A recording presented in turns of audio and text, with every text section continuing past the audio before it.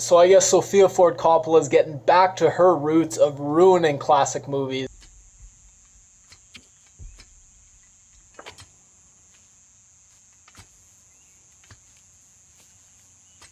All the critics are saying how atmospheric this movie is, and it is. It creates this gloomy, dreary vibe.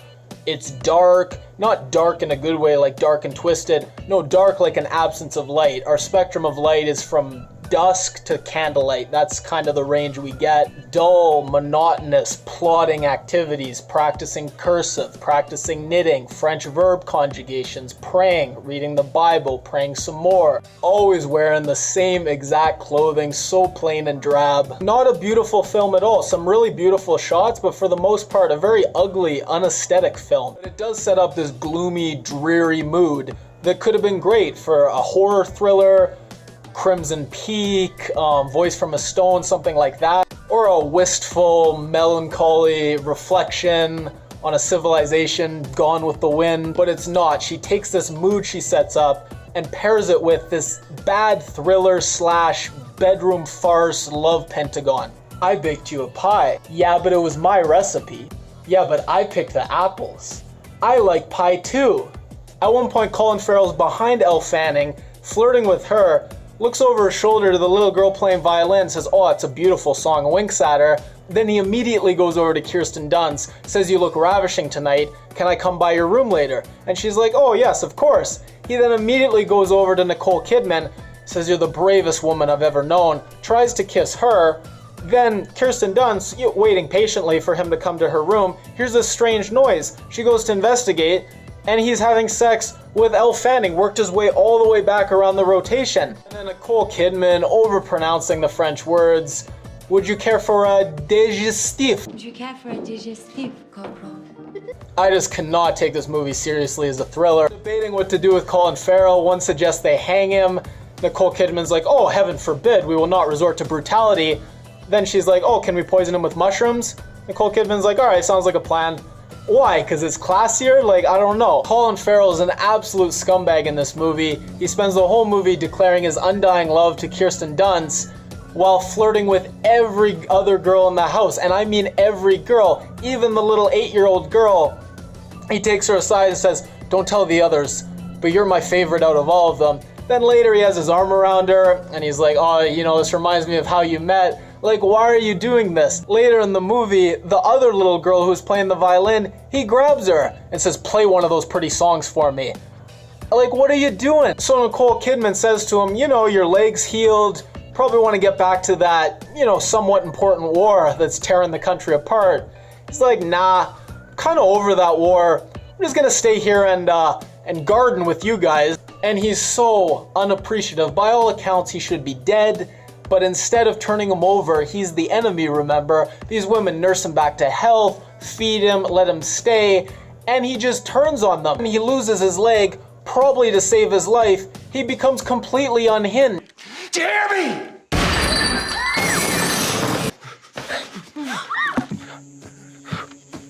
Colin Farrell's acting, it's better in the romance scenes when he's yelling and trying to get angry. He just looks silly. He doesn't look scary at all. And then to top off this terrible character arc we see him travel, he turns out to be the most gullible guy. One minute he's totally paranoid, convinced everyone in the house is out to get him. The next they're sitting down for dinner, and first thing they do is offer him this big bowl of mushrooms. And they even say, "You know, we picked these just for you because we know how much you like them." No alarm bells go off at all. He just says, "Oh, sounds great. Let me wolf these down as fast as I possibly can." Kirsten Dunst is the worst I've seen her. Her character is so flat, so wooden. You learn nothing about her except she wants to get away. Wow, you're in the South. They're about to lose the Civil War. You're trapped at this house with these 5 younger girls and no one else. Of course you want to get away. Elle Fanning gives by far the best performance. Right from the first time you see her, you just notice there's something about her that's compelling. But honestly, she only seems so full of life because every other character is just so dull. I say this film is subtle and restrained.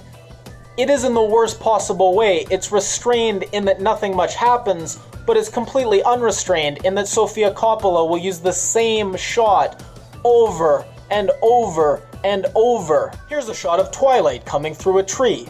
Here's a shot of Twilight coming through a different tree. Here's a shot of Twilight coming through that first tree again. I mean, thank God the movie was only an hour and a half. If it was 2 hours, we probably would have got 8 more shots of that same damn tree.